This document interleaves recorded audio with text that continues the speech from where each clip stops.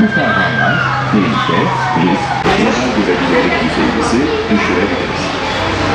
Burada ölüm ve akıllıca insan faaliyetlerine duyulan veya düşündüğü olan ekstremist toplumun risk kalır. Doğa ve bizi de etkileyebilecek durumlar mevcuttur. Örneğin Çernobil faciası. Elimle de masanın ayağına tutunuyorum ama hiçbir malzemenin altına ya da içine girmiyor. Yanında. Bu şekilde kendimi koruyorum. Bizim hayat üçgeni dediğimiz şu üçgen oluşmuş olacak. Biz şöyle arada hayatta kalacağız. Neymiş bu çocuklar?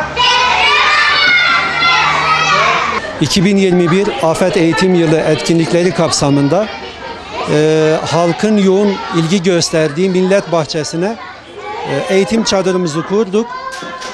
Gelip geçen vatandaşlara, öğrencilerimize afetler konusunda bilgilendirmelerde bulunuyoruz. Bugünkü misafirlerimiz özel misafirler. Gündüz bakım evi çocukları, kreş çocukları geldiler. Kendilerine yapboz hediye ettik. Kısa bilgilendirmelerde bulunduk. Havanın sıcak olması nedeniyle çok fazla da tutmadık. Kısa bir bilgilendirmede bulunarak kendilerini yolcu ettik.